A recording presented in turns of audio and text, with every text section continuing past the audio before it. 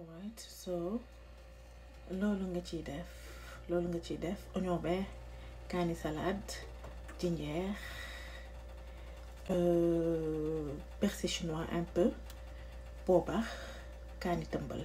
Voilà, laaj bu doy parce que yàpp dafa bëgg laaj. Voilà, loolu nga ciy def.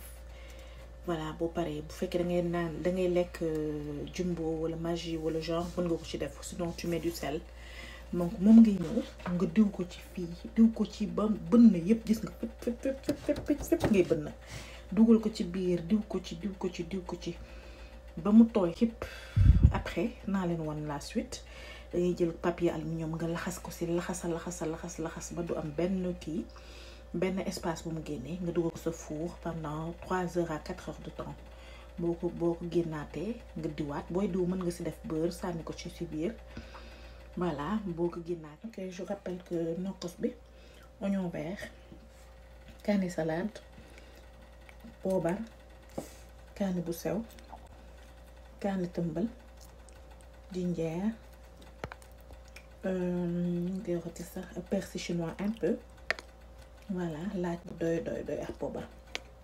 Voilà, donc gis nga nii ma ko ci dugal ba mu baax.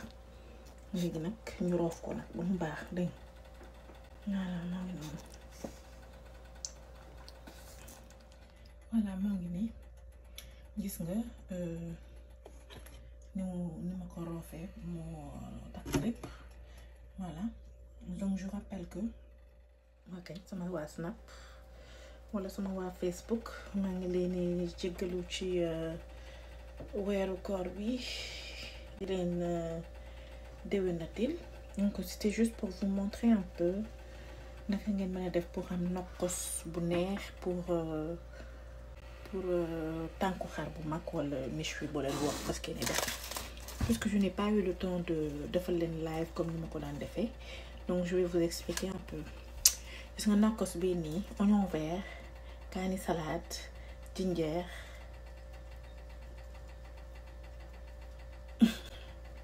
looloo ngay fay, ginger, bismillahir rahmanir rahim.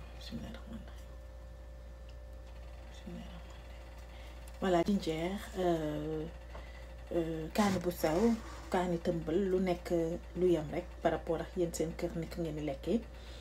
Voilà, je rappelle que nokkos bi c'est très très simple. Boo ko bëggee defar oignon vert, kaani salade, poobar, kaani bu sew, ginger, persil chinois tuuti, poobar waa je l'ai dit. Voilà, booy lekk cube nga mën nga si def tuuti cube, sinon tu mets du sel, nga def si sel. Voilà, pour ce méchoui neex. Léegi nag nii roof nañ fu nekk bënn fu ne. Léegi dañuy jël papier aluminium lu bari ñu laxas ko ci fépp dañ koy laxasee d'abord ak kayit. ñu jël papier aluminium ñu laxas ko ci daal di ko dugal nag ci four bi nag pour 3 heures à 4 heures de temps. Voilà, bàyyi ko ci. Après nag nga génn ko, bu la neexee mën nga teg beurre ci kaw, nga génn ko. Boo ko génnee après daal boo ko génnee rek après nga diwaat ko li sa même nokkos boobu moom ngay jëlaat nga diwaat ko ci, mais nokkos boobu danga si dolli tuuti galaxtaan ak moutarde tuuti laa wax tuuti, nga dolliwaat si tuuti aromage ak beurre bu doy, moom nga ciy diwaat ci kaw. nga bàyyi ko nag oven bi même pas 15 minutes pour mu doore.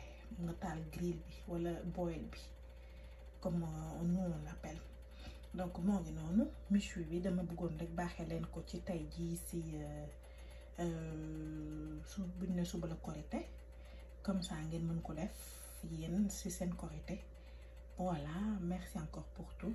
Voilà, une petite vidéo mais c'est juste pour vous montrer l'essentiel. Merci mes chéris. Voilà, gis nga ni ma jëlee papier aluminium bool bi teg papier yi pour ñoom mën a def ci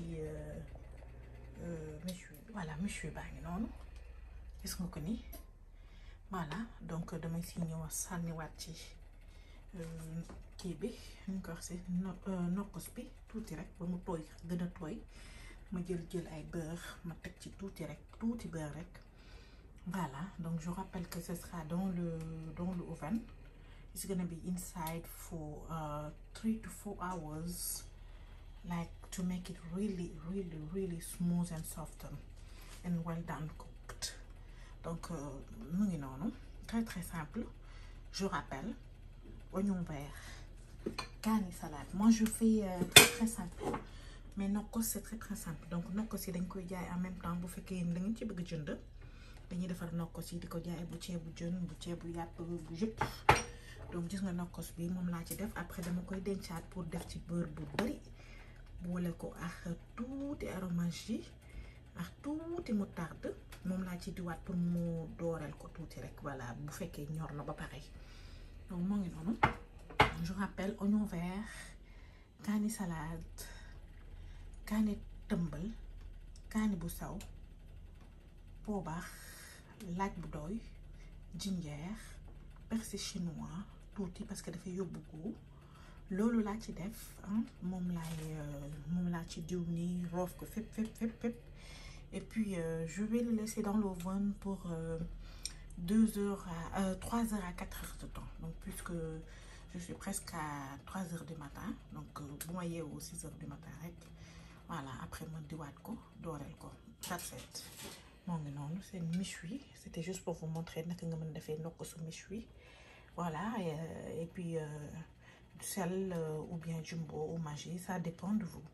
Moi je mets les épices, je mets du jumbo moi. Donc sinon yéen mën ngeen def li leen neex. Voilà. Donc cuisiner simple pour avoir de bon goût. Je vous adore. Bisous. À tout à l'heure. Disons à demain. Mais sinon bii dama koy dugal léegi ci YouTube bi pour que ngeen mën ko am. Voilà. À tout à l'heure.